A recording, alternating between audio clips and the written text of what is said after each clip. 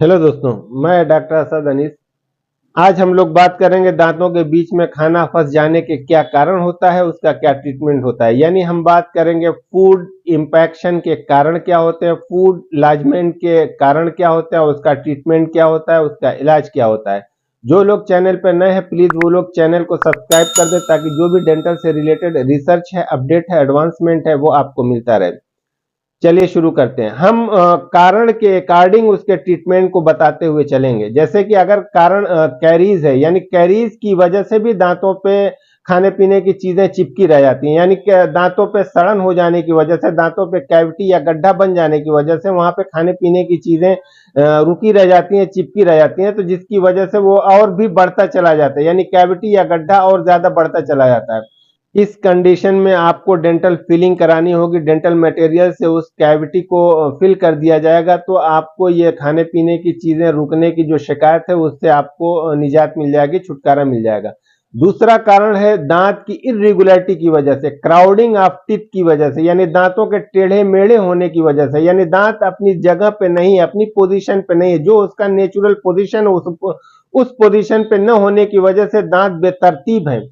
तो इस कंडीशन में भी खाने पीने की चीजें जहां पे क्राउडिंग होती है वहां पे खाने पीने की चीजें फंसती रहती है, तो इसमें हम लोग ब्रेसेस लगाते हैं या टूथ अलाइनर दिया जाता है। उससे जो दांत की क्राउडिंग है, रेगुलरिटी है, उसको सही किया जाता है, यानी दांत को पूरे के पूरे दांत को एक लाइन में ले लिया जाता है। यानी जो दांत की पोजीशन जहां पे होती है नेचुरली, वहां पे उसको ले लेने के बाद जब क्राउडिंग आपकी, इरेगुलरिटी आपकी सही हो जाती है, तो फिर आपको ये खाना पीना की चीजें फंसने की भी शिकायत दूर हो जाती है।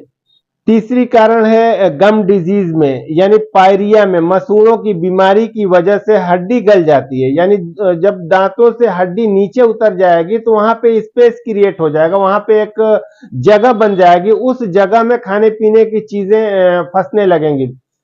जब वो चीजें खाने पीने की चीजें उस स्पेस में जाएगी तो वो बिल्कुल मसूड़े के नीचे तक चली जाती है और हड्डी और ज्यादा गलती रहती है, हड्डी और नीचे की तरफ उतरती चली जाती है और दांत कमजोर हो जाते हैं, दांत हिलने लगते हैं।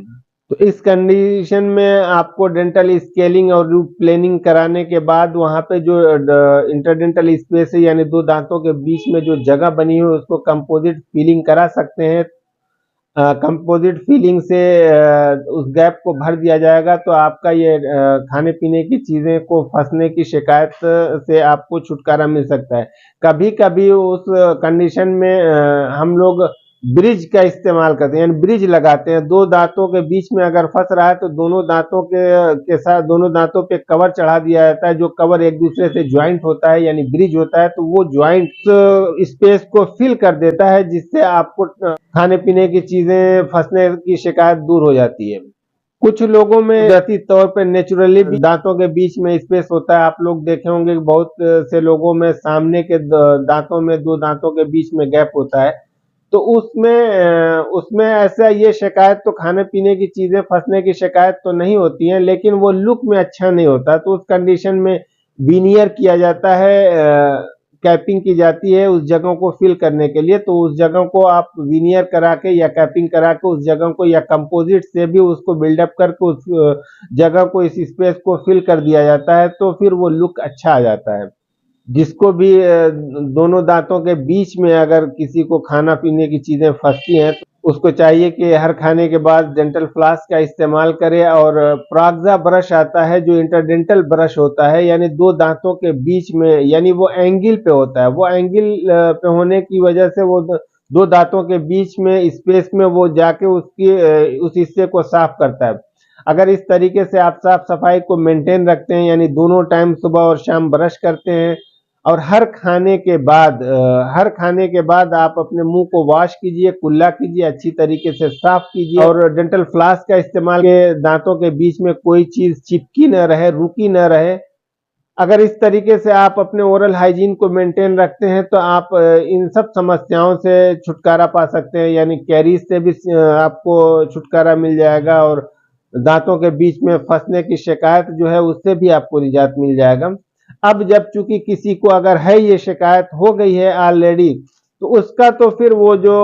ट्रीटमेंट होगा उसके कारण के हिसाब से क्या है, फंसने की क्या वजह है, उसके अकॉर्डिंग उसका जो ट्रीटमेंट होगा, उसका जब ट्रीटमेंट करा लेंगे आप, उस स्पेस का जो भी फंसने की जो भी वजह है, उसके वजह के अकॉर्डिंग आप उसका अगर ट्रीटमेंट करा लेते हैं तो आप उस समस्या से आपको छुटकारा मिल जाएगा। धन्यवाद।